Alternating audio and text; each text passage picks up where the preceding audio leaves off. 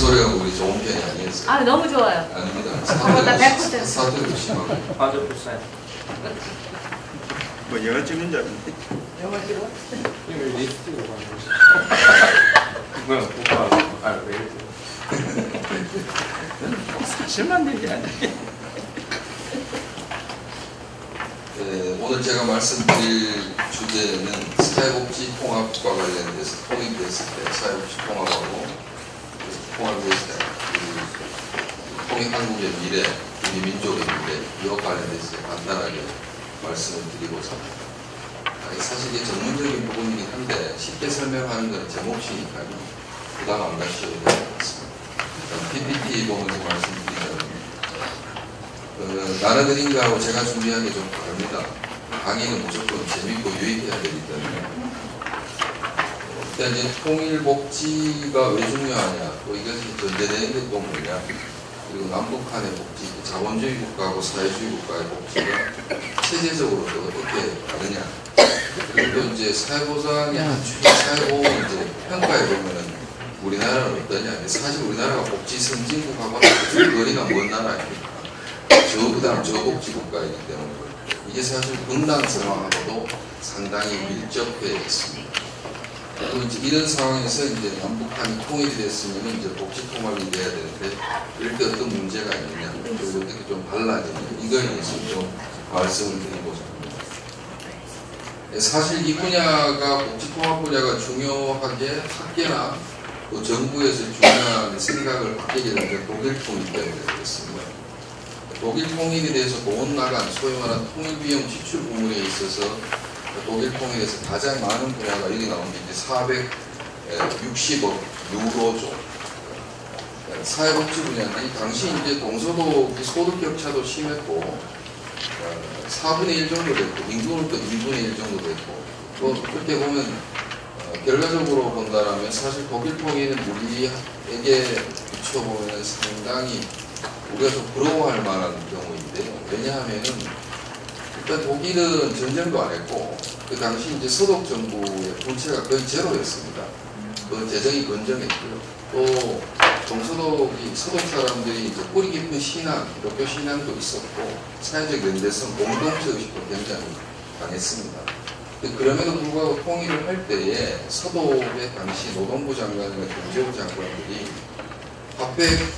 화폐 교환의 비율에 있어서는 적어도 경제 원칙에 입각해서 2대1로 해야 됩니다 라고 얘기했지만 콜이 통일된 독일의 총리가 되고 싶은 그런 욕심 플러스 동독 사람들의 자존심을 건들지 말라라고 해서 1대1로 했습니다. 그래서 경제적으로 보면은 2대1, 4대1로 해야 되는데 실제로 정책적으로 결정할 때는 사실 제가 뭐 이거 20년 넘게 연구하고 있지만은 저는 아무런 결정권자가 아니에요.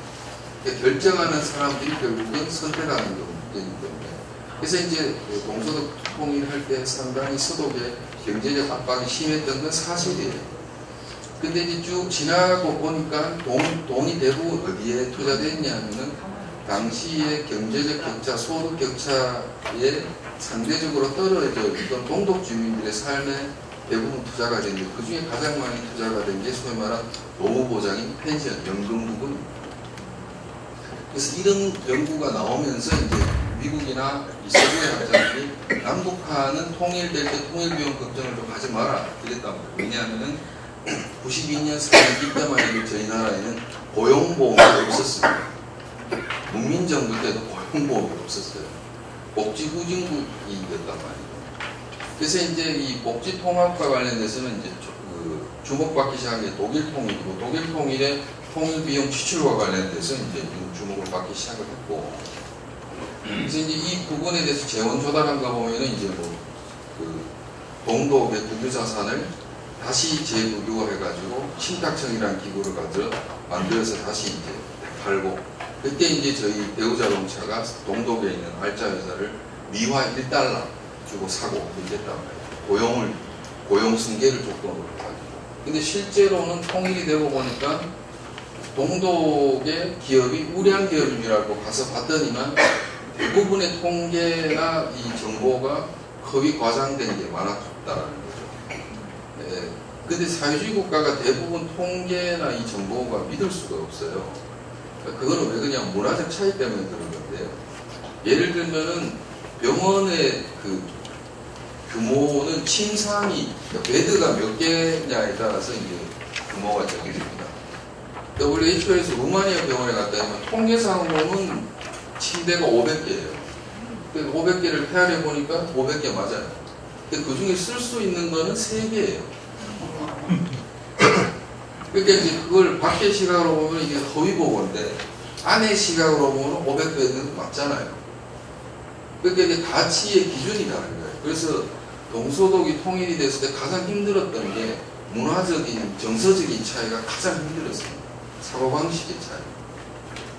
그러니까 지금은 없어졌지만 저희가 개성공단이 이제 남북 경협의 상징이었는데 처음에 이 일을 할 때도 그랬고 지금 일할 때 한동안 시간이 흘러서도 그랬지만 이북 분들은, 북한 분들은 예를 들어서 상관이 쓰레기통을 좀 비워달라 이러면 저희는 쓰레기통 주위에 떨어진 것까지 같이 해서 비웁니다. 근데 이북 분들은 그 쓰레기통만 비워요. 왜 쓰레기 안 치우니까 당신이 쓰레기통을 비우라고 그랬지 당신이 쓰레기통을 비우면서 주위에 떨어진 것까지 치우라고 나한테 지시하지 않았지 않아요. 이렇게 얘기를 한다라는 거죠. 그러니까 이게 이제 정서적인 차이가 굉장히 심했다는 거죠. 이게 떨어져 있는 역사만큼 심한 거고요. 그래서 어쨌든 통일복지와 관련돼서는 독일 통일이 하나의 계기가 됐다고. 비용은 이제 저희가 2012, 13, 14년도에 정부, 즉 통일부에서는 6개가 있습니다. 이것도 계산을 해보니 지금 남북한의 소득 격차가 한국은행 기준으로는 20분의 1인데 실질 소득 가치 기준으로 하면 40분의 1입니다. 그러니까 거꾸로 말하면은 북한의 장관이 우리나라의 기초생활보장 수급 대상자의 실소득보다도 낮아요. 그 정도로 못 삽니다. 그래서 이 당시에 이제 조사를 해보니까 당시 통일이 되었다. 당장 어디에 투자해야 되느냐, 어디에 많이 쓰이냐라고 해보니까 이제 제일 많았던 데가 이제 사회보장 관련된 그게 이제 작게는 55조, 많게는 249조 정도.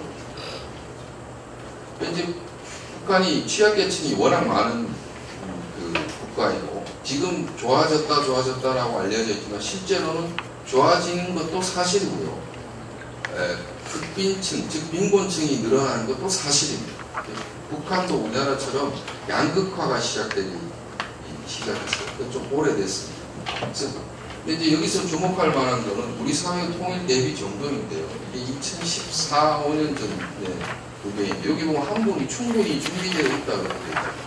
대부분의 분들은 충분히 준비되어 있지 않다라고 이렇게 50인 대상으로 해서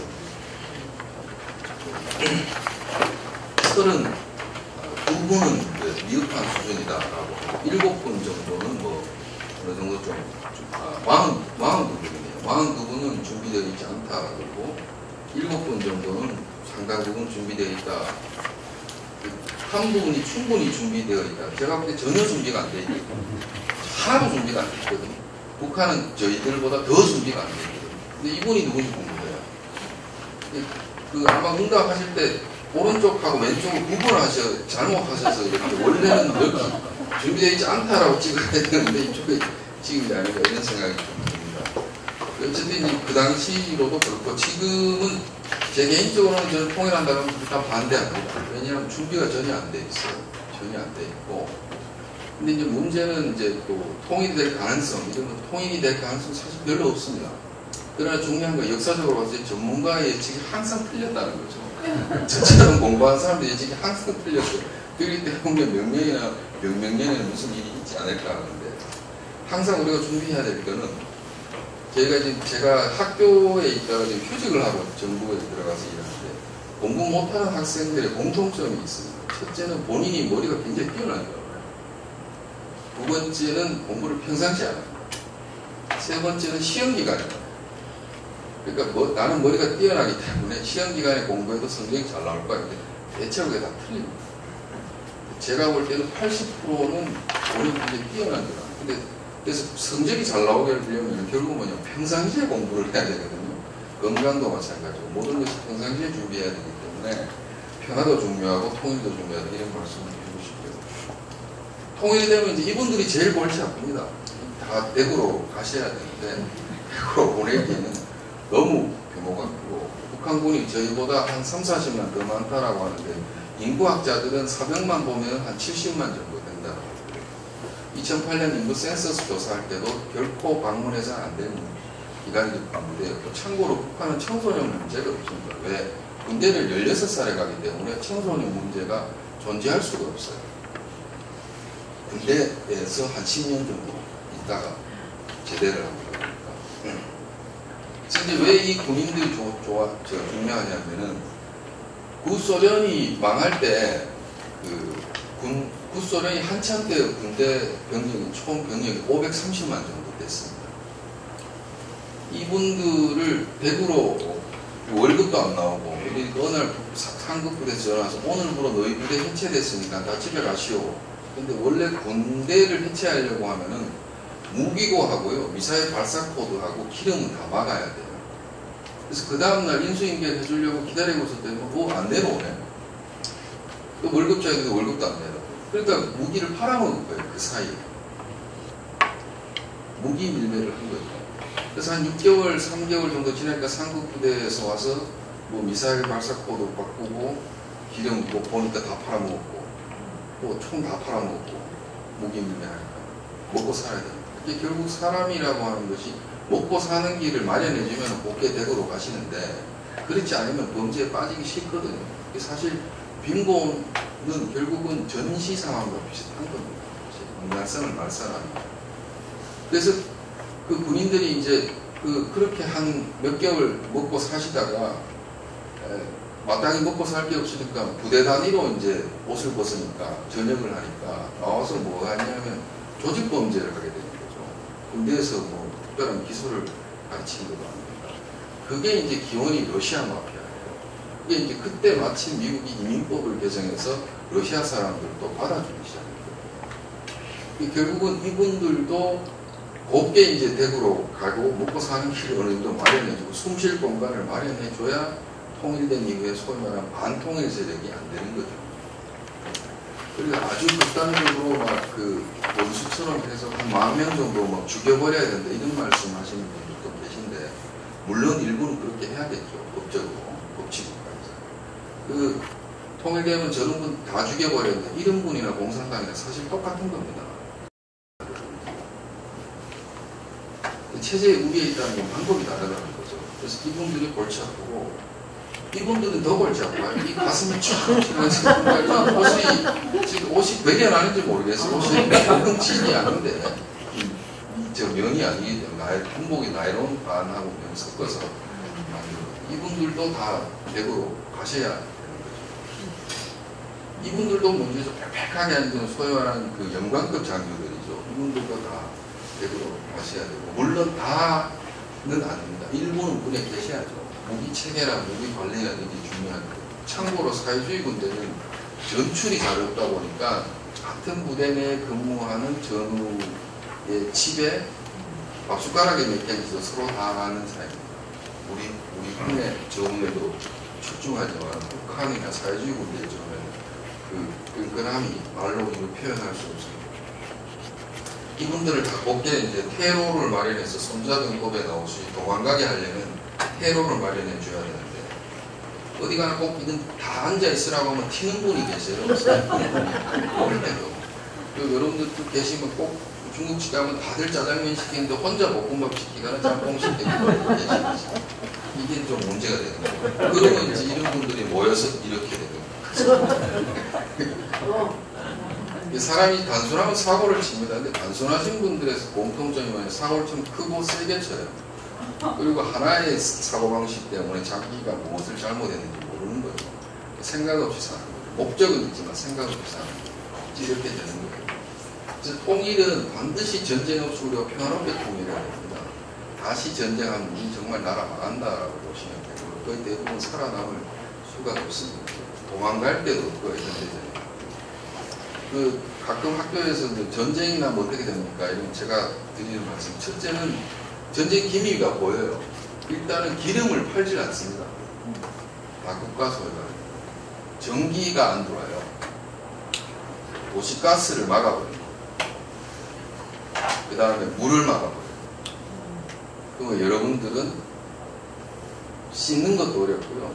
아파트에서 대변 보면은 그 물 내려가지고 사람이 한 이틀 이상 안 씻으면 몸에 냄새가 나요. 물수건으로 좀 버티시겠죠. 머리 못 감고 일주일, 2주 정도 되면 몸에 이가 생깁니다. 그러니까 전쟁은 모든 자원을 총동원하기 때문에 다 끊어버려요. 뭐 엘리베이터 안 올라가야 됩니다. 걸어서 올라가야 돼요. 걸어서 내려. 먹는 건 두 번째. 기본적으로 씻지는 그리고 여름 겨울 에어컨 그리고 그 도시가스 안 들어오기 때문에 냉방에서 주무셔야 돼요. 선풍기 없이 주무셔야 돼요. 이게 전쟁입니다. 그러니까 보통 분들 특히 연로하신 분들은 여름 겨울에는 버티기가 어려워요. 그래서 주로 전쟁이나 뭐 어디가 있냐 물이 있는 산 속에 씻고 밥 먹고 할 수 있고 땔감이 빨치산들이 괜히 산으로 가는 거 아닌데 다 이유가 있습니다. 그런데도 북한은 이렇게 주장을 해요. 통일을 해야 된다. 양면적인 게 있죠. 이거는 이제 8월 10 우리가 대한민국 독립 이러면 이제 그 광복 이러면 나오는 첫 사진인데 이게 1945년 8월 16일 오후 4시 종로 사진입니다. 1945년 8월 15일 텐노가 일본의 천황이 방송을 할 때 일본말을 알아듣는 분이 별로 없어가지고 그게 뭔 말인지 전혀 몰랐어요. 일부 식자층들만 알고 있어요. 그런데 그 당시 최고의 교통수단이 기차였고 기차에서 일부 유식한 분들이 이거 오늘 항복해서 우리 조선이 해방이 되었다 라고 하니까 그때부터 기차에서 입에서 입으로 이제 소문이 나가지고 8월 16일 날 오전에 정치범을 석방하게 됩니다. 8월 16일 오전에 정치범을 석방하고 돌아가신 몽양 영현 선생이 지금 가해동 그때 휘문중학교가 거기 있었어요. 그 당시 고등학교가 없었어요. 중학교가 5년제 있습니다. 거기에 연설을 하고 나니까 아 이제 좀 세상이 달라졌구나 하면서 나와서 지금 이게 만세 부르는데 공동기 태극기가 없잖아요. 또 외람되고 죄송한 얘기인데 이 당시 태극기를 그릴 줄 아는 분이 잘 없었습니다. 태극 문양은 아는데요. 양쪽 네 방향에 괴를 몰랐어요. 3, 4, 5, 6으로 나눠지는 걸 몰라가지고 원래는 우리가 검정괴가 3, 5, 4, 6입니다. 이걸 몰라가지고 그릴 줄 몰라서 그 당시 이제 경성 제대 다니는 사람한테 자네 태극기 한번 그려보고 이분도 독립운동을 한 적이 없어 괴를 못 그려서 당시에 지하에서 일하던 독립군들이 와도 괴가 3, 5, 4입니다. 근데 그 당시도 종이가 귀하다 보니까 17일부터 무슨 태극기라도 좀 흔들고 이래야 되는데 없는 거예요. 근데 초등학생 애들이 태극기를 막 흔들어요. 야, 너 그거 뭐냐? 이렇게. 할아버지 교실에 가면은 일장기가 있는데 그 일장기를 뜯어서 그 위에 파랗게 칠하고 바탕이 하얘니까 고기 까맣게 칠한 거예요. 그리고 뺀또 먹은 거 그 밥풀에다가 산 뒤에 학교 산 뒤에 아카시아 가지 꺾어가지고 똘똘 말아가지고 붙여가지고 올큰 관공서에 가니까 아니다 일장인가 몇백 장인데 그걸 갖고 와서 거기에 덧치라. 그래서 태극기를 만들고 나옵니다. 그러니까 이제 일부 식자층을 제외하고는 일본이라는 나라가 우리 그 조선민족에게 미쳤던 게 거의 절대적이었어요. 그러니까 해방이 된다라고 생각하는 사람이 거의 없었어요. 99.9%가 그냥 이 세상이 쭉 갈 거다 이렇게 생각을 해서 소위 말하는 준비 없는 해방을 맞이하게 된 거죠. 이 사진 내용은 뭐 저보고 저 아는 사람이 저 아는 사람 없습니다. 이게 이제 김일성기라는 사람인데 이 당시만 해도요 46년인데 태극기 같이 썼습니다. 뒤에 태극기 있죠, 그죠? 인공기 나중에 만들는데 이 사람 옆에서 있는 사람이 사실은 북한을 좌지우지한 사람인데 이 사람이 그 소련 그 아버지가 이주정책에서 이 카자흐스탄 이쪽에서 살았고 소련식 교육을 받은 한국 이름이 강문이고 그 러시아 소련 이름 미하일 강이라는 사람인데 소련에서 고등교육까지 받은 소위 말하는 정치군관이었습니다. 그래서 이 사람이 김일성하고 잠자는 시간 빼고 같이 있었어요. 통역을 해주면서. 김일성은 실제 중국말은 좀 해도 러시아, 소련말은 잘 못했어요. 잘 못했고. 그래서 이 사람이 이제 계급 중령을 달고 항상 밀착하면서 이제 소군정이 참 재밌는 게 미군정은 직접 통치를 했고요. 소군정은 조선 사람을 내세우고 뒤에서 통치를 했어요. 이렇게 모르는 사람이 보기에는 소군정이 더 잘하는 것처럼. 근데 실제로 모든 걸 저분들이 다 결정을 했다는 거예요. 이제 군대 갔다 오면 아시겠지만 이게 의전적인 그 뒤에 장군이 있는데 앞에 중령이 있는 게 이게 말이 안 되는 거예요. 사실. 장군들이 있으면 중령 이 밑에 어디서 종이 죽고 있거나 이래야 돼요. 우리나라 군대가. 근데 소련 군대는 달라서 정치는. 참고로 이분이 이때 양복을 처음 입어봤어요. 김일성이라는 양반이 양복을 처음 입어봤는데 쉽게 말해서 양복이 없었어요. 양복이 없어서 누가 빌려줬냐고. 저 옆에 분이 양복을 빌려준 거예요. 그러니까 이 양복의 원래 주인이 이 양반이에요.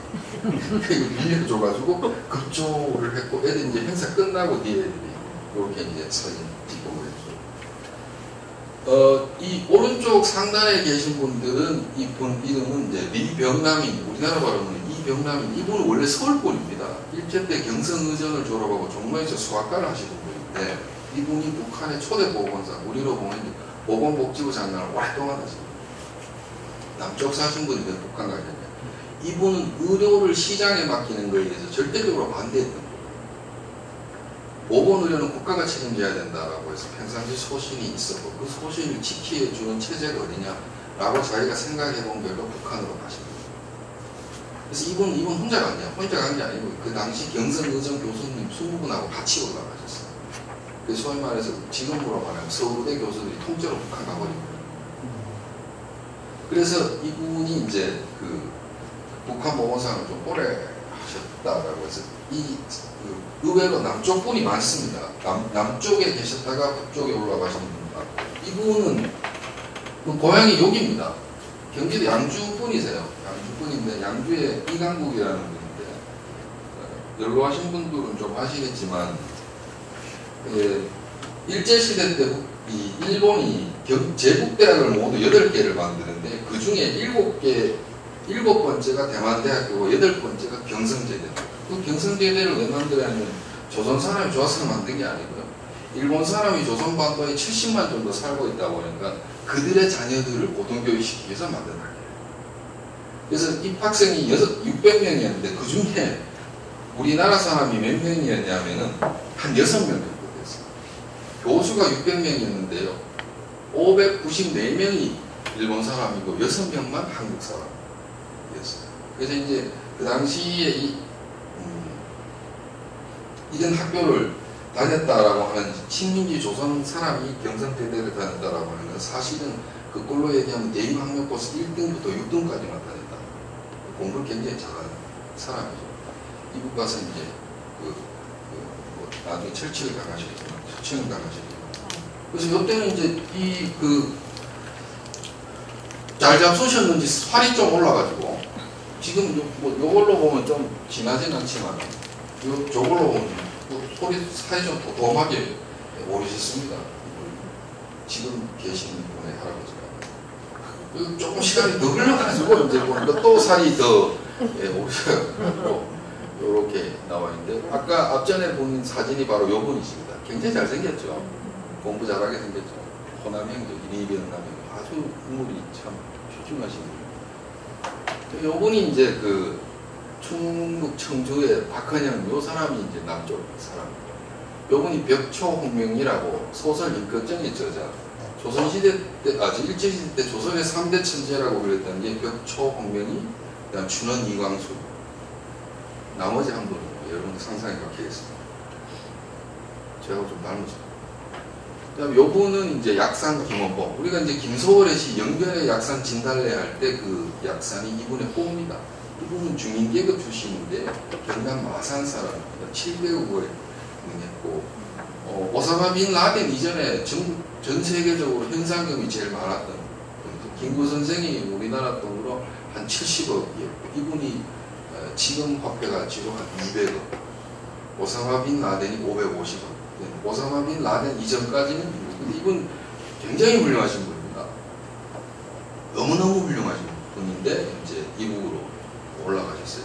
그 친일파 형사가 지금 올라가지고 이렇게가지고 열받아서. 참고로 이분 허정숙이라는 분인데 이분 좀 특이하신 이 당시에 벌써 이혼을 6번 하셨습니다. 한 번도 하기 어려운 결혼을 6번씩이나. 그러니까 이 기록이 안 깨질 거라고 봐요. 공식적으로 저분이 이혼 결혼이면 뭐 6번씩 하셨다라고 하니까 평균 결혼 기간이 3년 미만이었는데 그 당시에는 뭐 그렇게 아주 흔했다라고 그래요. 지금처럼. 제가 이런 얘기 왜 자꾸 해야 하냐면 역사를 좀 아셔야 돼요. 그리고 이런 얘기 해주는 사람이 흔치 않기 때문에. 그리고 이게 이제 우리나라의 71년도에 중앙정보부에서 만든 북한의 사회보장 제도 연구. 참고로 좀 아시면 될 것 같아요. 이제 본론을 좀 말씀드립니다.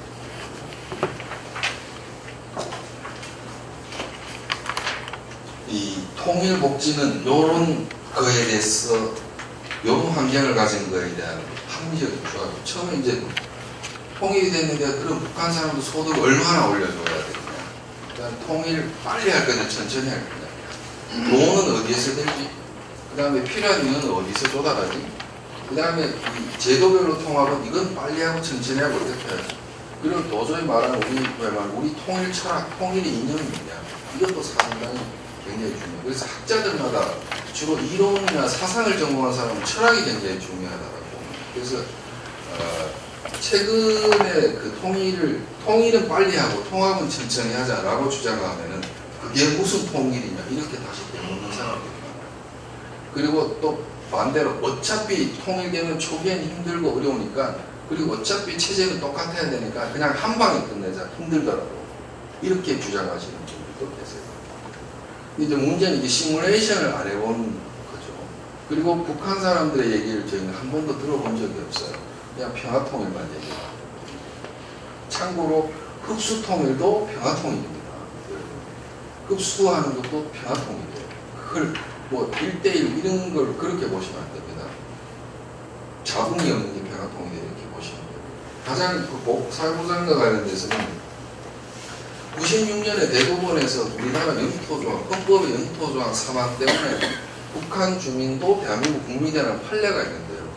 96년은 우리나라가 복지제도가 굉장히 후진적일 때였는데 20년이 지난 지금에 그래도 96년에 사회보장제도가 많이 발달이 되어 있어서 지금 당장 통일을 하고 북한이 우리나라 갖다 잡수세요 라고 하면은 북한 주민들 대다수가 통일한국 정부와 소위 말하는 복지에 관한 그 웰페어 라이트, 복지권이라고 하는 그 권리가 형성이 되고 수급이 형성이 됩니다. 그러면 우리가 어떻게 되냐면 기초생활보장제도로 보는 소위 말하는 상대적 빈곤층에서 지원하는 기초생활보장급의 생계급여, 의료급여를 우리는 무조건 지원해 줄 수밖에 없는 법적 인과관계 내지는 법적 상관관계가 성립이 되고 더 공교롭게도 96년에 이 법이 있었지만 2003년에 헌법재판소에서 다시 북한 주민이 우리나라 국민이다 라고 다시 판례가 나와요. 그러니까 법적으로 하면은 우리는 통일되면 꼼짝없이 북한 사람들을 먹여 살려야 돼요. 근데 문제는 그걸 시뮬레이션 해보니까 돈이 너무 많이 드는 거죠. 그럼 어떻게 되냐. 같이 망하는 거예요. 이게 이제 가장 심각한 거죠. 두 번째는 북한이 복지 통합을 하기에 좋은 환경이 아니에요. 북한의 빈곤층이 너무 많습니다. 식량 사정이 좋으면은 식량 공급이 또 상황이 좋으면은 빈곤층이 없어지는데 그렇지 않으면은 안 돼.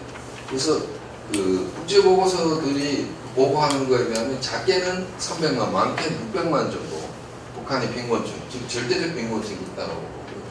또 하나는 북한도 저출산 고령화가 시작이 되어서 어르신들이 너무 많아요. 그러니까 우리나라는 노인을 65세로 봅니다. 근데 북한은 노인을 60세로 봐요. 그 5년의 갭도 상당히 큰 거예요. 그리고 참고로 북한의 50세하고 남한의 50세 딱 만나면 이게 달라요. 좀 죄송한 얘기인데 이게 다릅니다. 잘 먹고 잘 큰 사람하고 못 먹고 못 크고 술, 담배 찌든 얼굴하고 이게 달라요. 제가 중국 갔다 조선족 만나고 대체로 내보다 10살 많은데 알고 보니까 저보다 한두 살 어려요.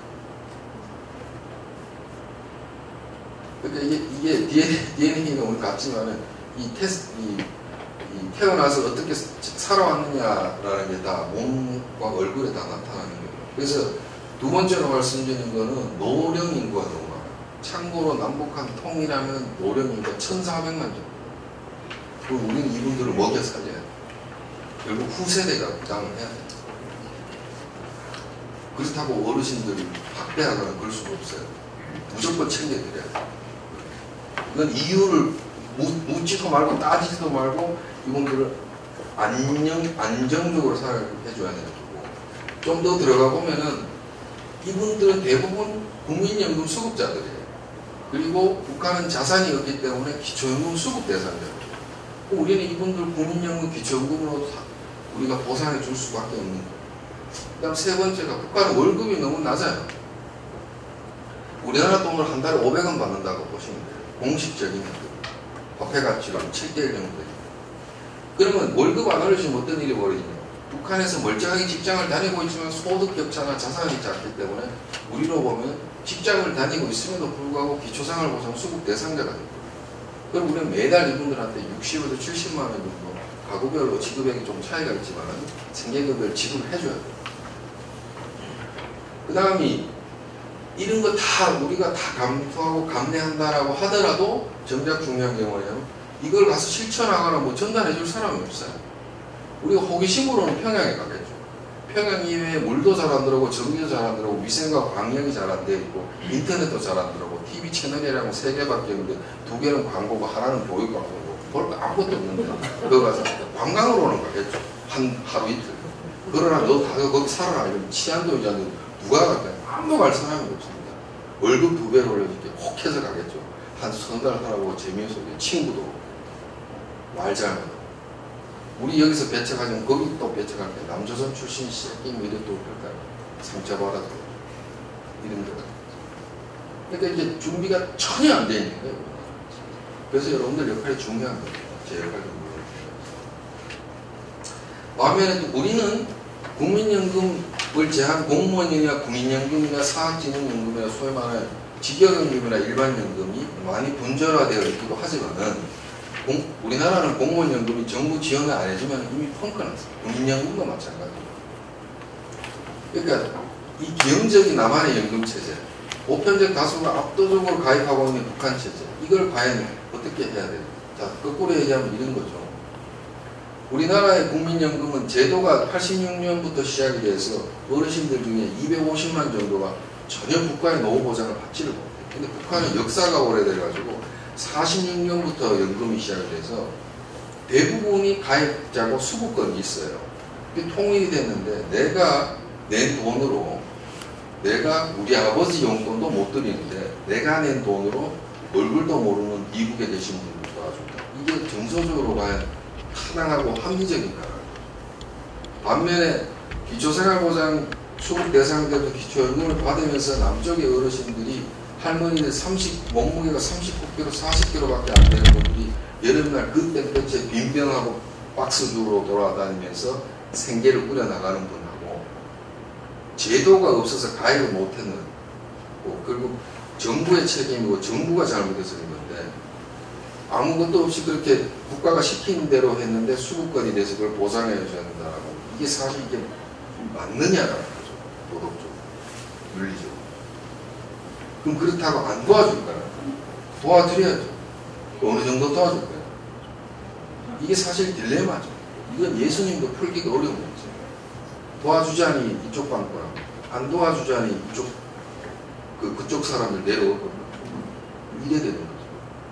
굉장히 복잡하고 신의 한 수가 없어요. 동서독은 신의 한 수가 있어요. 왜? 다 인정하고 다 줘버렸으니까. 화폐 가치도 2대1밖에 안 돼요. 우리는 20분의 1이에요.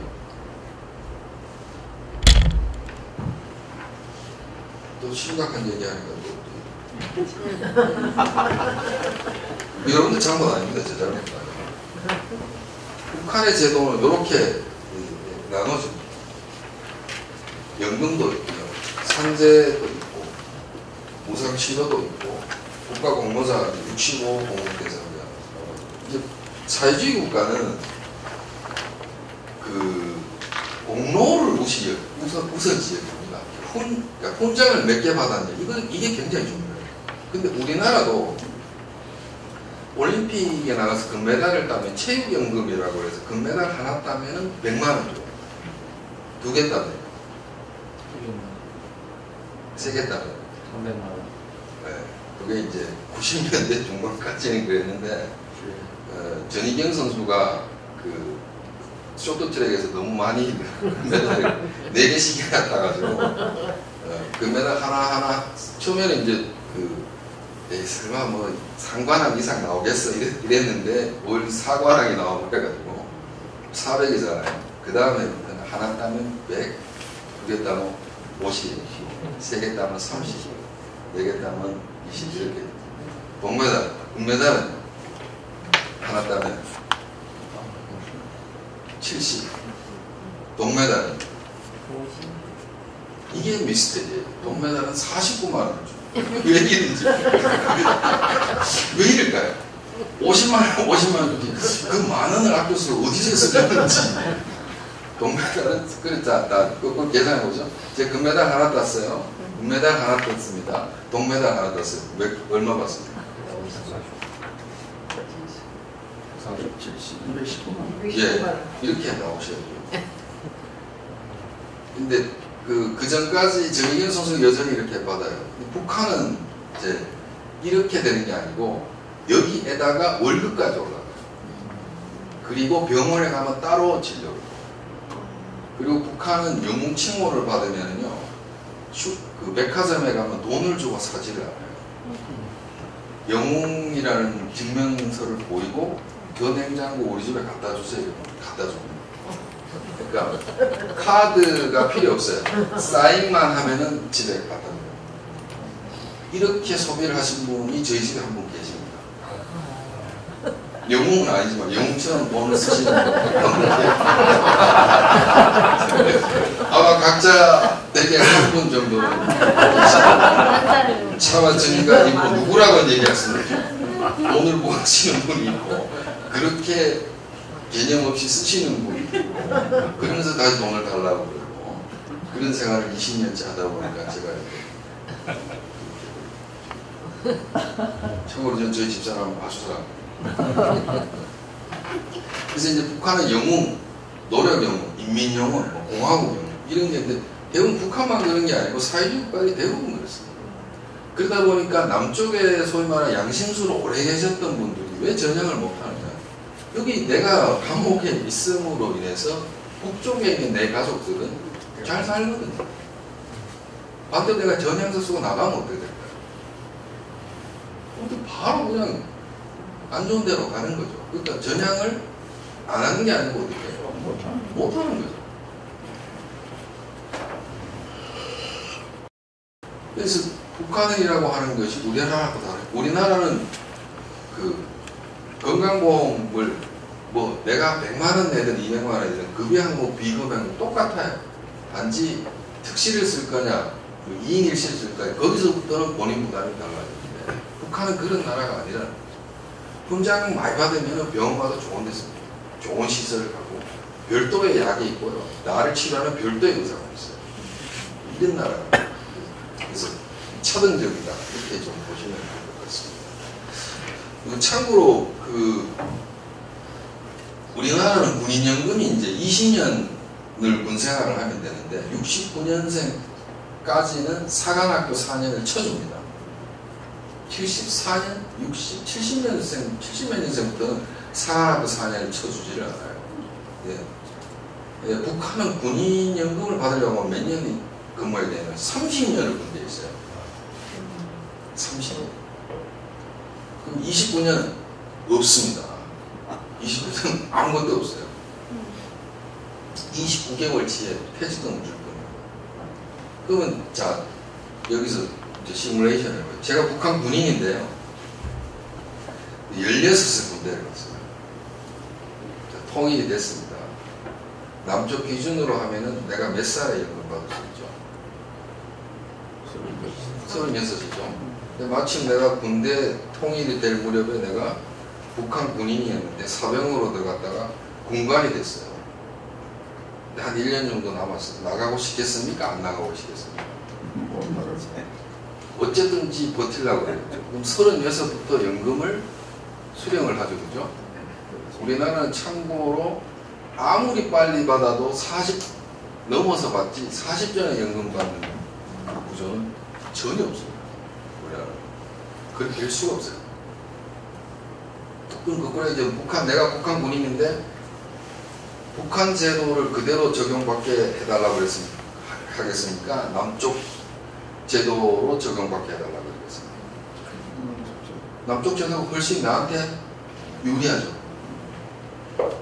그럼 아무것도 모르고 정치적으로 그래 해줄게 이래서 36부터 연금을 어느 정도 받느냐, 최종 소득의 60% 정도 군인연금이 높아요.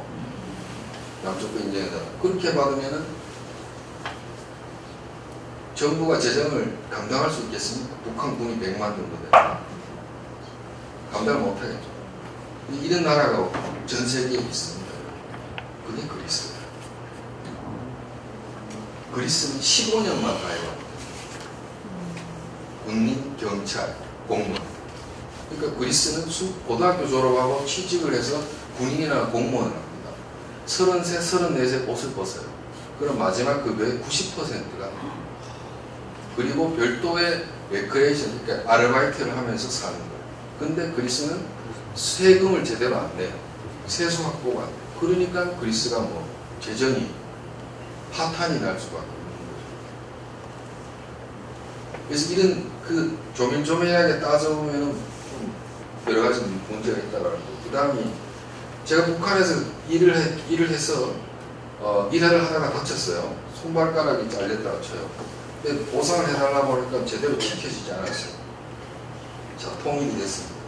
북한이라는 나라가 없어졌지만 북한이라는 나라가 해야 할 의무는 누가 받았느냐, 누가 승계하느냐.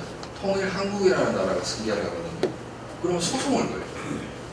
내가 북한에 있었을 때 손발가락 다쳤을 때 아무것도 보상 못 받았는데 지금 통일 한국병원이 그걸 보상해 줘야 되냐. 이거는 여러분 100% 이겨요. 100% 이겨요. 민사소송 걸어요.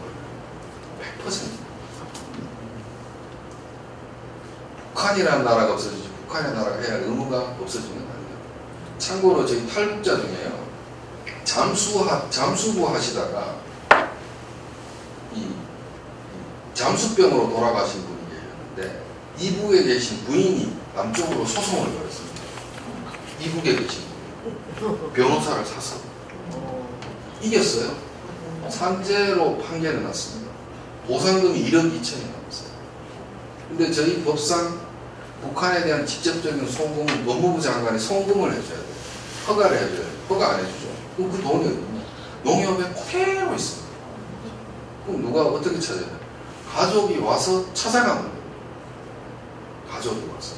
그분 돈 찾으려면 탈북하시면 돼요. 탈북하시면 찾아가요. 그러니까 지금 이미 보수정부가 남북관계를 파탄냈다라고 하지만 남과 북이 통일을 가정한 여러 가지 현상은 지금 오밀조밀하게 나타나고 있어요. 또 탈북자 중에 탈북하는 과정에서 정말 진정한 사랑을 만나서 이혼을 신청하신 분이 계십니다. 이혼을 신청한 법원은 당사자한테 공시송달 이걸 전달해 줘야 돼요. 법무부에서 이 남편이 해외에 거주하는데 이걸 전달해 줘도 됐다고 하니까 통일부는 갔다 오라고 하는데 국정원이 난리가 난 거예요. 정신이 가고 왜 가냐고. 결국 안 가서 그냥 법원에 한 달 동안 그걸 이혼 청구 소송 공시송달을 광고를 해놓고 결국 그분이 이혼을 했습니다. 그러면 그쪽에서 결혼하고 이쪽에서 결혼하고 되게 중혼이잖아요. 두 번 하시죠. 결혼을 왜 두 번 하려는지 저는 아직도 이해를 못해요. 한 번도 못해요. 참고로 결혼 안 하고 20년 이상 해고하신 분들은 국가공헌처럼 노벨상 위원회에서 상을 줘야 된다라고 생각해요. 지금 참고로 지금 큰 누님이 내년에 30년인데 고마워서 매형한테 감사패라고 하나 전해드리려고. 그래서 결국 이혼을 했고 합법적으로 여기서 새 가정을 꾸려서 사실이 많다라고. 그래서 인간사회라고 하는 것이 별의별 일이 다 벌어지고요. 동서독이 통일됐을 때 가장 힘들어했던 분이 판사님들입니다. 민사소송이 300만 원. 그 모든 법을 가지고 사례를 가지고 일일이 케이스를 이 판단을 하려고 하니까 너무 힘든 거죠. 제 제자들 중에 대부분의 제자들이 평양에 있을 때 우리 땅 밟지 않고 뭐 대부분 우리 땅을 밟고 다녔다. 피난 올 때 우리 땅 밟고 왔다. 대부분이 그래요. 대부분. 미국에서 오신 분들의 공통점이 피난 올 때 우리 땅 밟고 왔다. 도트 제가 볼 때는 그게 타당하지 않은데 집 앞까지라 자기 땅 밟고 왔겠지. 근데 정말 평양에서 도남동 올 때까지 조상 땅 밟고 왔다. 아이고 그렇습니다 교수님. 왜 제 말을 믿지 않으십니까? 제 얼굴이 거짓말 치게 보입니까? 그래 보여요. 그래 보이는데 그래서 어쨌든 그 할아버지가 돌아가시면서 이 문서를 잘 보관하라고 어디 보관했습니까? 아무도 못 훔쳐가게 장판 밑에 숨겨놨어. 장판 밑에 습기 그래 쳤는데 거기 다 썼지. 다 상하죠. 참고로 그 문서 그리고 1920년에 일제적으로 일본 사람들이 그걸 다 조사를 해서 서울하고 부산에 있는 서울 거는 그 폭격을 맞아 다 타버렸어요. 부산에 그대로 있습니다. 근데 문제는 뭐냐면 현대 그 지적으로는 땅이 증명이 안 돼요. 자, 정확하게 말하면 연천에 요 땅이 제 땅이에요. 근데 이게 요 땅이 내 땅은 아닌데 요 면적이 정확하게 나오더라고요. 이게 정확하게 지적을 받으려고 하면은 요즘은 그 GPS가 발달돼서 위에서 이렇게 쏘면 되는데 경사진대는 직접 그걸 이게 한 10년 걸려요. 그러니까 참고로 그 땅 문서나 토지 문서 갖고 있는 분들은 상당한 인내심을 가지고 계셔야 돼요. 그래서 우리도 이제 그런 소송이 많이 벌어질 거라는 거죠.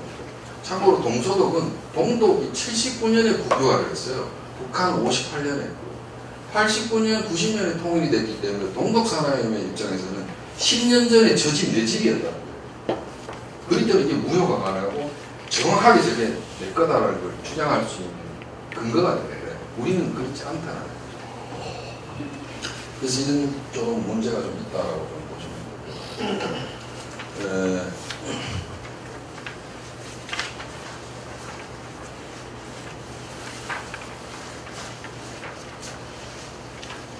이게 이제 최근에 북한 실태인데 요 분홍색 칠한 건 국경선 중심이라 여기는 식량사정이 좋아요. 혹시 압록강 두만강 가보셨습니까? 가보신 분? 폭이 생각보다 좁죠? 왜 좁을까요?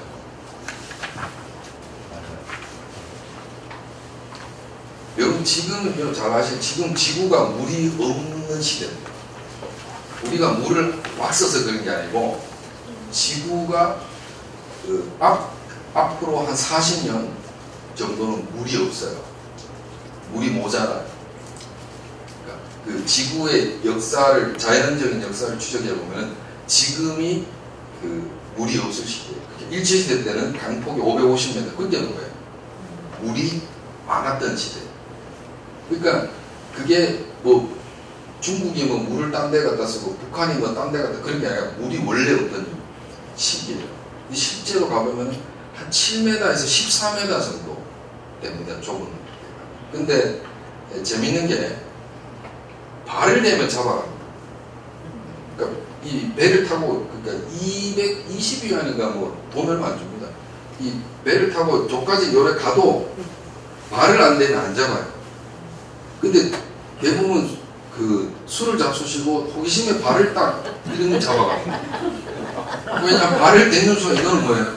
영토를 침범한 거거든요. 그래서 지난번에 클린턴이 데려왔던 그 두 여자가 술을 잡수시고 발을 이렇게 딱 그러니까 초소에서 이렇게 보고 있다가 가까이 올 것 같으면 아무런 척 안 하고 이렇게 가는 거예요. 이렇게 사진 찍어라 이렇게 갔다가 발을 탁 놓으니까 발목을 잡아서 그것을 체포하게 된 거예요. 그런데 디지털 카메라에 찍은 사진이 대부분 꽃제비나 못 먹고 이런 분들 사진 찍었으니까 그 사람 입장에서는 뭐죠? 부정적인 것만 찍었잖아요. 그러니까 체제 전복적인 걸로 보는 거죠. 그러니까 이제 생각의 차이가 결국 그런 거예요. 그러니까 단선적인 사고를 하니까 기자는 북한이 안 좋고 그 안 좋은 걸 갖다가 증거를 그냥 취재를 한 것 뿐인데 그 사람들이 볼 때는 왜 안 좋은 거면 좋은 것도 있다. 아니 좋은 것도 있죠. 여러분 일제시대 때도 부자는 있었습니다. 독재국가 때도 부자는 있었어요. 잘 사는 사람이 있었어요. 그래서 이제 그런 일이 벌어진 거고 여기 이제 분홍색은 국경선행이기 때문에 식량 수급이 좀 용이하고 또 그 평양에 있는 외국 기업에 일하는 사람들은 상대적으로 일반 그 기업보다 소득이 높습니다. 또 개성은 비록 없어졌지만은 한 우리가 150불 정도 줬고요.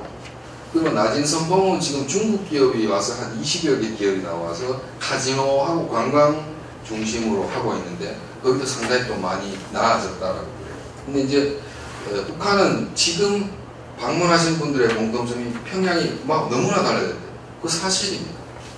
근데 평양 제하고 다른 동네. 작년에 프랑스 NGO가 그 양강도 자강도 갔다가 원래는 자고 오려고 그랬었는데 도저히 잘 수 있는 환경이 아니대요. 위생이 너무 안 좋다. 그래서 바로 그냥 그 철수해서 평양에서 주무셨다고. 그래서 이제 뭐 현황 정도 되고 통일이 딱 됐다라고 하면 이제 결론부터 말씀을 좀 드리면 초기 한 10년은 이제 거의 죽었다고 보셔야 됩니다. 너무 힘드니까. 이제 군생활 한 3배 정도 힘들다라고 보시면 혹시 통일되면 통일세 내실 생각이 좀 있으십니까? 네. 얼마 정도요?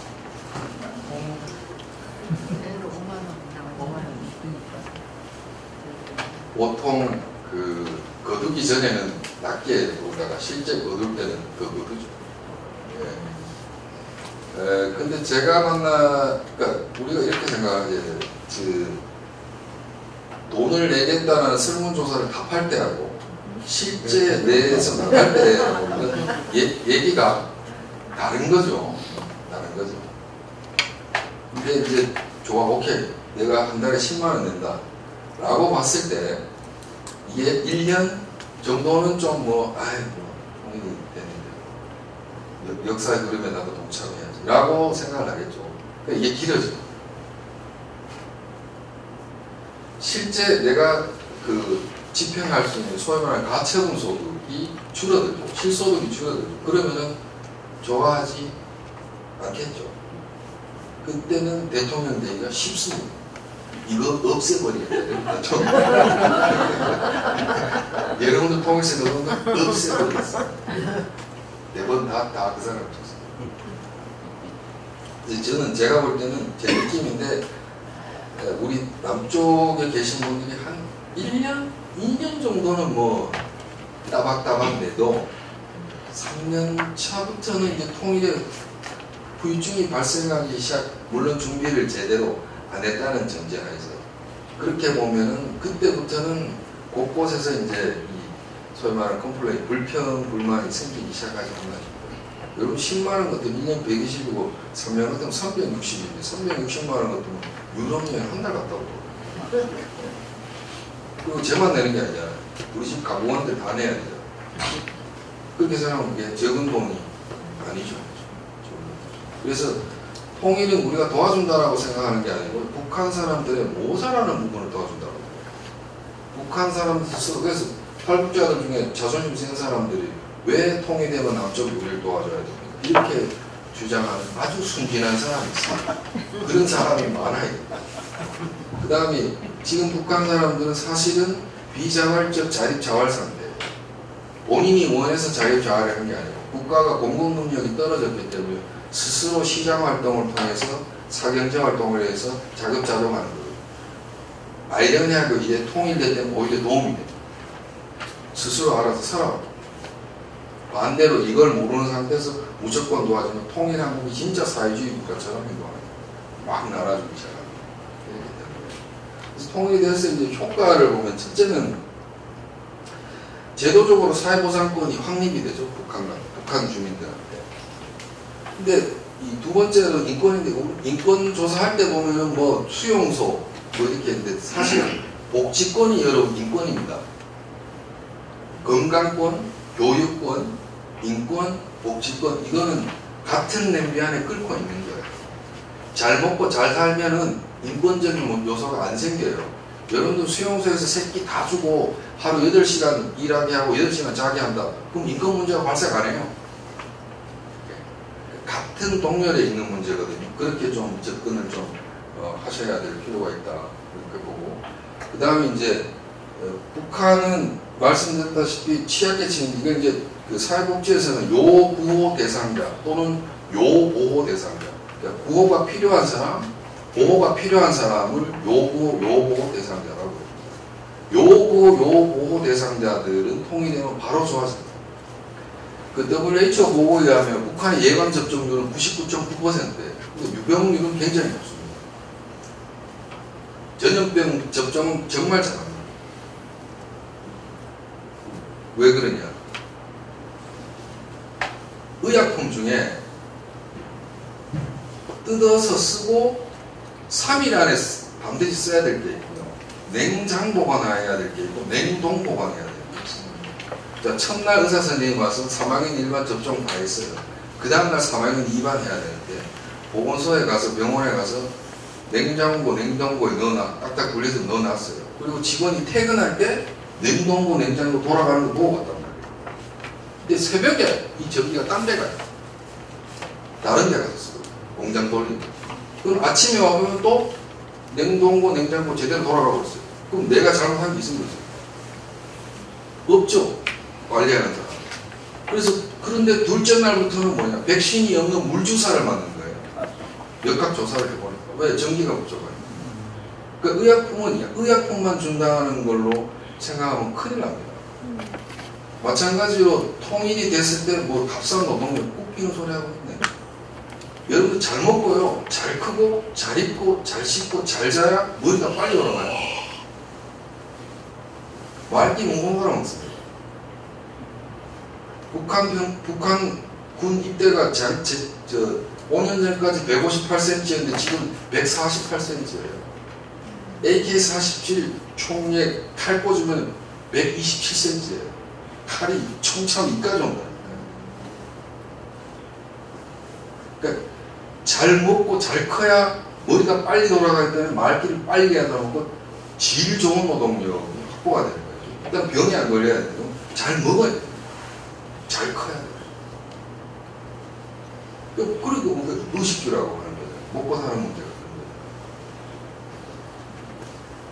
그래서 이제 이 요보호 대상자의 식량권도 또 확보가 되고, 그 다음에 이제 그 장애인들 같은 경우에 북한이 희한하게도 김정은 들어와서는 장애인에 관심이 많아요. 이 양반이 뭐 복지관도 만들고, 원래 북한은 장애인이라는 말이 없습니다. 불구자라는 말을 썼는데 이 말을 우리가 장애자라는 표현으로 바꿔달라고 2002년 태국에서 남쪽의 대표가 요청을 하니까 그 말을 바꿔서 장애자라고 얘기를 해서 법도 만들고 그랬는데, 제가 처음 공부할 때는 북한은 장애인 정책 제도 이런 게 없었어요. 제가 99년 뭐 이때 공부할 때인데, 학위 받고 나가지고 그 남쪽의 교수님 중에 한 분이 전화 와가지고 그 교수님 북한에 특수교육 자료 좀 있으면 저한테 주세요.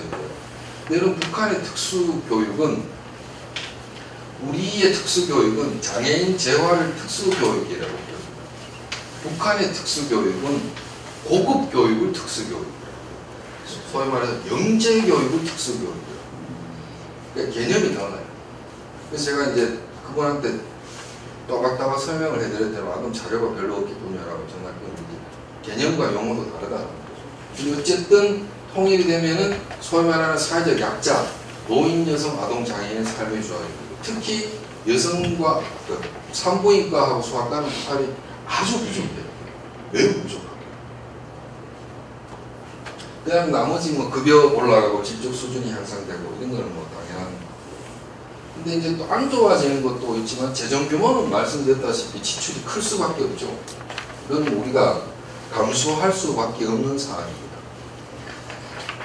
그 다음에 이 남한 이주 인구가 아무래도 좀 많아질 건데, 최근에 조사를 해보면 어느 정도 소득을 보장하고 여가를 보장하고, 특히 재밌는 게 교육열이 높아요. 교육열이 굉장히 높죠. 탈북자들 중에도 이것도 공통적인 게 자기 아들이 북한에 있어서 그렇지 여기서 공부해서 다 서울대를 갔대요. 대부분 그런 말씀을 저한테 아무 거리낌 없이 그래서 그런 용기는 좀 배워야 될 것 같습니다. 그래서 우리 애가 저 북한에 있어서 그렇지 여기서 제대로 공부했으면 서울대 기본적으로 갔어요 라고 얘기하는데 특례 입학하신 고등교육 기관의 탈북자들은 70%가 중도 탈락을 합니다. 몇 번에 대한 수업을 못 따라가요. 수업을 못 따라가요. 슬프죠. 그럼에도 불구하고 이제 제대로 받았으면 저희 어머니도 그런 말씀을 이웃에서 옛날에 했던 거 제가 머리가 나와서 공부를 안 했지 제대로 했으면 저희 어머니가 그런 생각을 하시는 거예요. 저는 우리 엄마가 지금 교회를 너무 열심히 다니서 불받아도 저러시라고 그렇다랍니다. 그 다음에 이제 8번째가 노동 가능 인구. 근데 대체로 지금 통일에 대해서 북한분이 남한에 오시면은 제 생각인데 대부분 고시원에 사실 거고요. 대부분 지금 외국인 근로자가 하는 일을 할 거예요. 기술이 그렇게 높지가 않아요. 그러다가 전세금이나 월세 부담이 돼서 한 6개월 정도 사시다가 다시 올라가실 겁니다. 그리고 참고로 노동 강도가 남쪽은 북한의 3배입니다. 우리가 훨씬 더 노동 강도가 높다. 어머 죄송합니다. 죄송할 것까지. 그렇게 보면 이제 복지통합은 이제 제가 이제 어디 가면 이렇게 얘기를 하는데 한 10가지로 나눠집니다. 첫째는 지금 지원하는 게 훨씬 싸게 칩니다.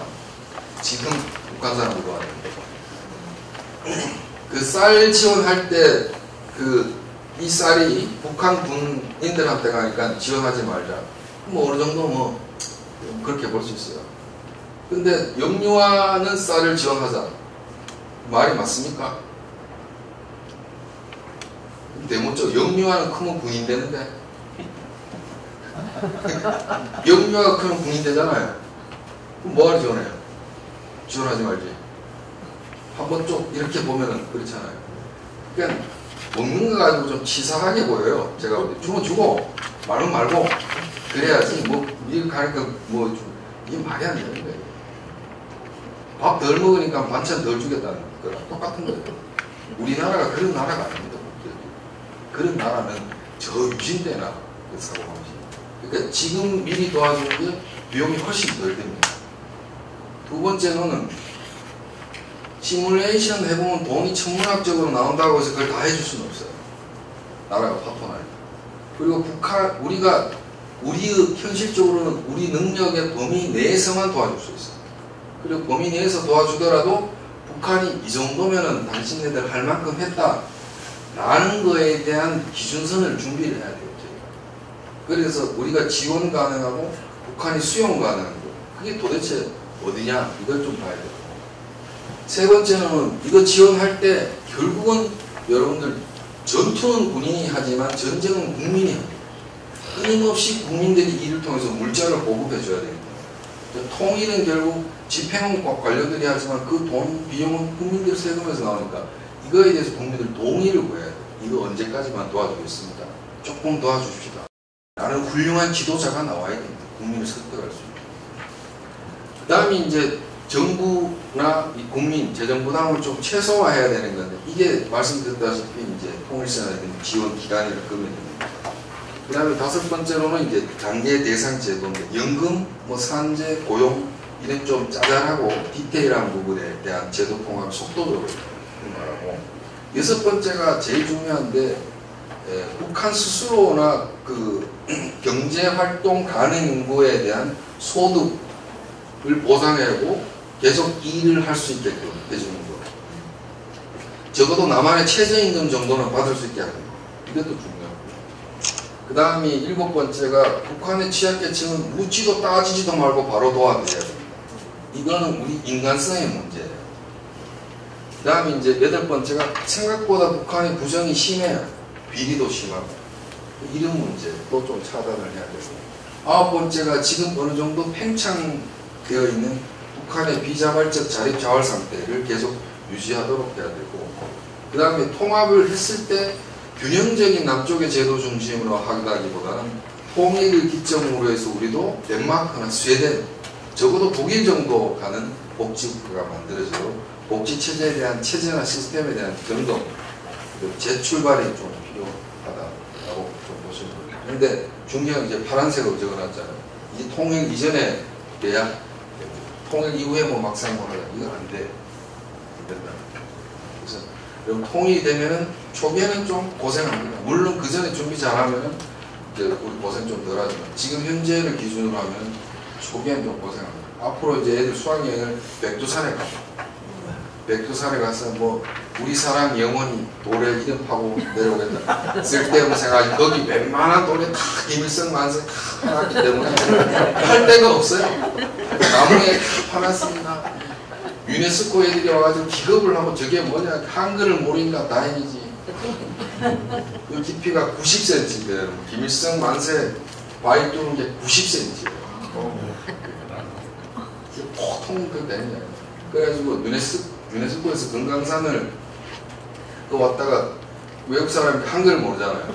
바위에 이상한 그림이 있는 거 저거 뭐냐 한자인데 저거 뭐냐 김일성 만세 저거 미쳤구나 이래가지고 그 뒤부터는 바위의 이름을 덜 봤다고 해요. 그러나 웬만한 바위에는 다 김일성, 김정일은 다 빠져 있습니다. 우리 사람 영혼 그림도 팔 바위 없습니다. 혹시 뭐 질문이 있으시면 질문해 주면 제가 두 가지 질문 드리고 싶은데요. 하나는 이제 지금 이 마지막 특히 정리해 주신 게 굉장히 큰 도움이 돼요. 예, 어떤 그 방향 제시랄까 기준을 이렇게 세워주시면. 근데 그 시간적인 요소, 그러니까 복지, 그러니까 이 지금 정리해 주신 것 중에 특히 이제 제일 예를 들어서 7번 경우에 이제 취약계층은 즉각 우리가 해야 된다 하시는데 그 이외에 다른 여러 그 복지 혜택에 대해서는 시간적인 요소가 들어가줘야 되지 않나 저는 그런 생각합니다. 네, 그래서 하루 아침부터 이렇게 초 단계부터 예를 들어서 뭐 한국의 어느 수준까지 처음부터 바로 복지가 된 복지 제도를 준비해야 되느냐 아니면은 그 굉장히 어려운 이야기지만은 이게 뭐 5년 내에 뭐 10년 내에 뭐 이러한 대한민국에서 시행하고 있는 그 복지 수준에 간다 뭐 이런 그런 어떤 시간적인 그것이 결국은 그 소위 말하는 통일 비용의 그 예산 그 산정하고 좀 관련이 돼 있지 않나 싶고요. 네, 제가 읽어가지고 네. 원파에 보거든요.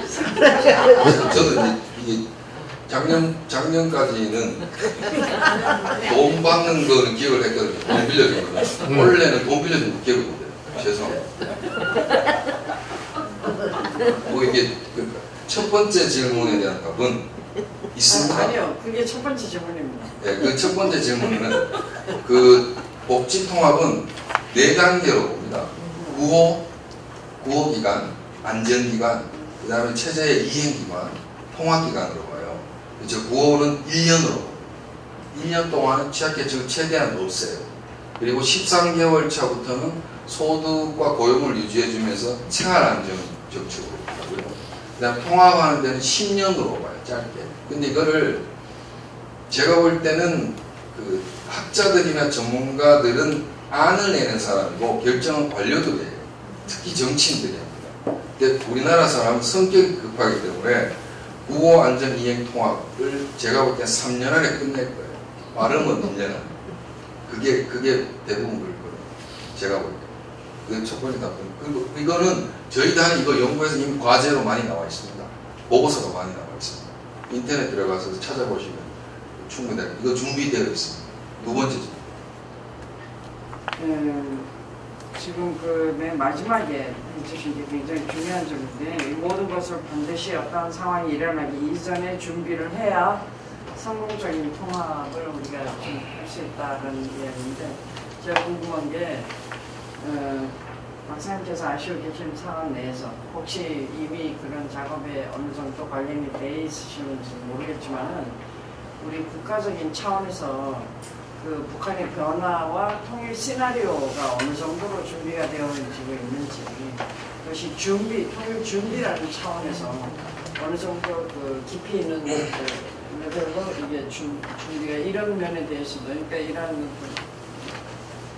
그거는 반은 돼 있고 반은 안 돼 있다고 답변을 주시는 것인데 시나리오가 복지는 36개로 나누어져요. 근데 그걸 이제 제가 뭐 이거 전공하신 분 대한민국에 한 명밖에 없는 게 전 세계에 저밖에 없습니다. 전 세계에. 저보고 누가 이걸 공부를 좀 해보라고 25년 전에 권유를 해가지고 뭐 아주 그 나중에 큰 쓰임을 받을 거다. 개뿔 쓰임, 뭔 쓰임. 선생님 열심히 하세요. 요즘도 만나면 내가 타박을 드리는데 그거는 이제 반은 준비가 되어 있고요. 그 다음 시나리오는 중요한 건 시나리오는 시나리오일 뿐입니다. 무슨 말씀이고 하니 환경이 바뀌면 거기에 맞춰서 또 바뀌어져요. 그래서 그거는 올해 해서 끝나고 그런 게 아니에요. 올해 하고 내년에 맞춰서 또 하고 그 북한의 환경, 남북한의 환경에 맞춰서 그래서 계속 이렇게 하는 그 시기 때문에 이제 소위 말해서 이제 연구하는 측면에서 그걸 뭐라고 얘기하면 지속과제라고 그럽니다. 이렇게 중단하면 안 되는 과제, 계속해야 되는 거. 그걸로 지금 이제 좀 하고 있고 중요한 거는 이제 혹시 뭐 여러분들 중에 젊으신 분은 뭐 또 학교 다니시고 또 앞으로도 북한 쪽 일을 하고 계실 분이 있으리라고 생각이 되는데 이 분야를 공부를 좀 해보시는 게 어떤가라고 권유도 드립니다. 그 보스턴의 머시 코퍼레이션이라는 데에서는 탈북자들을 한 10년 전에는 건강검진부터 해서 200명 이상 연변에 나오신 한국인이셨습니다. 존업의 의대 교수님이셨는데 한국분이셨고요. 한국에서 박사학위 받으셨습니다. 그런데도 존업의대 교수 하셨어요. 그분이 이제 그 1년에 반은 미국에 계시고 반은 중국에 계시고 이런 분야에 좀 관심을 좀 가지셔서 주위에 또 공부를 또 하게 하고 이런 게 좀 되었으면 좋겠습니다. 또 뭐 다른 질문? 우리 강의 너무 잘 들었는데요.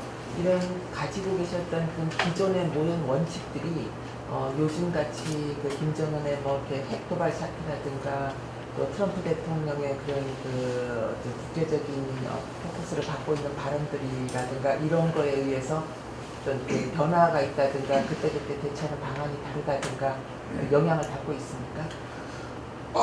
그것도 영향을 뭐 받고 있다고 받고 있을 수 있는데 현상을 타파하는 데는 이것만큼 좋은 게 없습니다. 왜냐하면은 종교나 보건, 복지, 의료는 비정치적인 분야이기 때문에 현재의 남북 관계를 타파할 수 있는 위기 돌파의 하나의 묘안이 될 수가 있는데 그래서 문재인 정부 출범 이후에 이 분야에 대한 노크를 하니 북한이 지금 거부한 상태거든요. 그래서 사실 이 어느 체제든 간에 삶을 그냥 먹고 사는 문제, 뭐 병원 가는 문제, 배우는 문제, 이런 거 공부하는 문제, 이거는 뭐 그 체제를 떠나서 그냥 인간의 기본적인 욕구에 해당이 되는 거기 때문에 우리가 이걸 잘 예를 들어서 북한에 뭐 식량이 어느 정도 모자라고 있고 어떤 계층이 어느 정도 영양 상태고 어떤 걸 줘야 된다 라는 게 미리 준비되어 있다라면 그걸 토대로 어느 정도 지원을 해줘야 된다 라는 계산이 나오죠.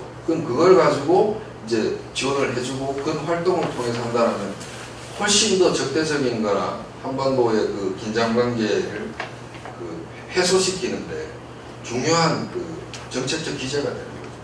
그래서 지금은 명년에는 저희가 북한에 대한 보건의료 지원 방안 이런 걸 연구를 하려고 합니다. 지금은 이제 통합 방안을 연구를 하고 있는데 앞으로는 좀 지원 방안 그리고 의사들 뭐 협진하는 거 의사들 용어가 달라요. 그 사람들 영어를 잘 못합니다. 러시아 말로 그 의대를 다니기 때문에 여기 병명은 대부분 라틴어입니다. 라틴어. 그래서 그런 협진 체제라든지 보건의료, 간호인력 이런 공동의 어떤 그 의료 활동 이런 것도 좀 권유를 좀 하려고 그러고 그런 또 그 교류 프로그램 이런 것도 좀 하려고 그러고 그런 걸 좀 그 보고서에 담아서 제출을 하려고 그러고 그래서 이거는 말씀하시는 거대로 큰 영향을 받는다면 받겠지만은 지금 관계를 돌파하는 데는 좋은 소재가 된다 이렇게 답변을 드릴 수 있습니다.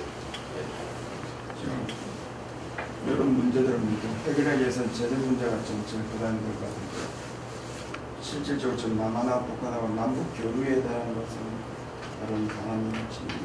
아니 뭐 우리 협력기금이 지금 뭐 아이러니하게도 보수 정부에서 계속 지출을 안 하셔가지고 돈이 좀 많죠. 1조 조금 제가 늘 되는 걸로 안팎인 걸로 제가 알고 있는데 저는 뭐 이거와 별도로 복지부에서도 통일복지기금을 좀 만들어야 된다라고 주장을 하는 사람. 왜냐하면 말씀드렸다시피 제가 볼 땐 통일이 안 될 것 같은데 전문가들 통일 항상 틀렸기 때문에 그리고 사실은 통일되면 제일 바쁜 게 노동부하고 복지부인데 복지부가 더 바쁠 것 같아요. 북한의 취약계층이 워낙 많다 보니까.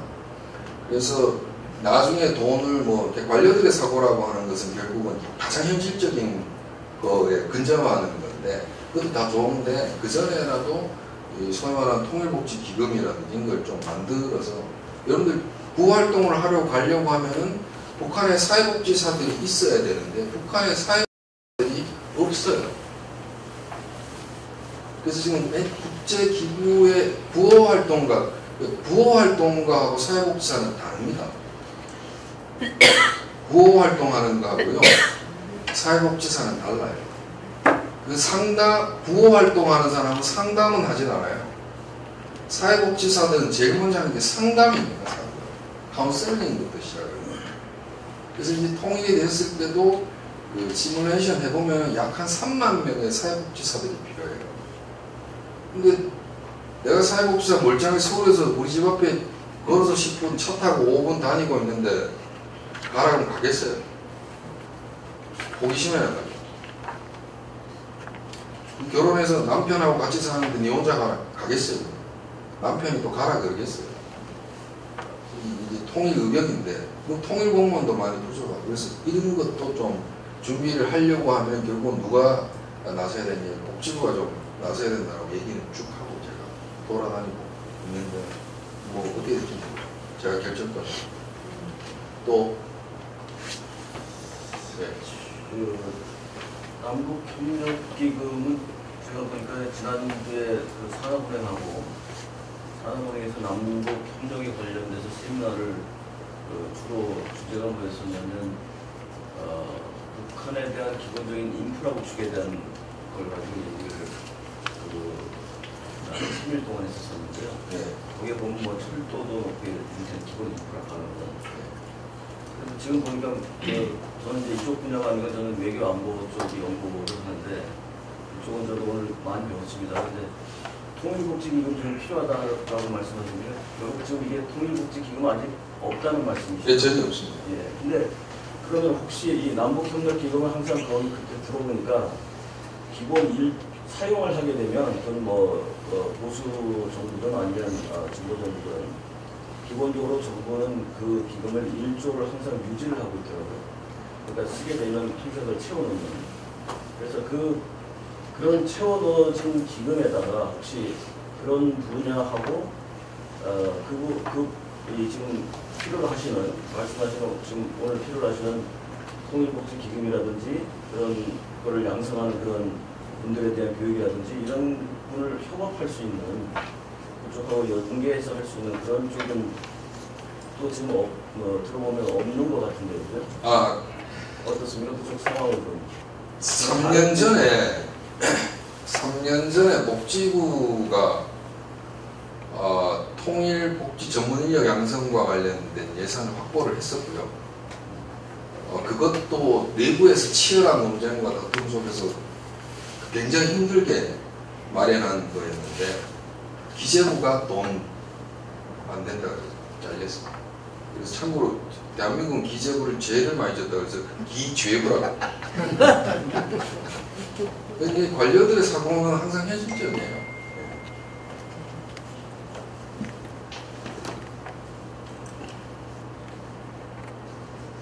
내일 뭐 고성으로 가신다고요?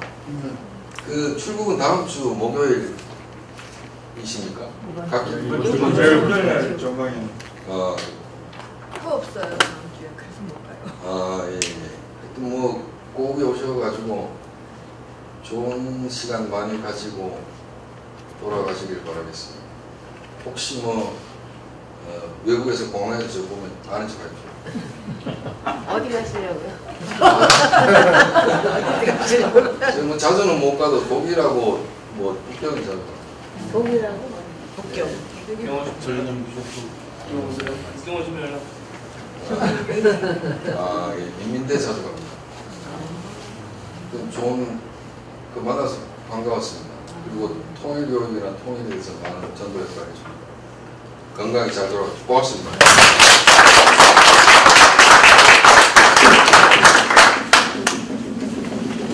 네, 잠깐 10분 정도 쉬도록 하겠습니다.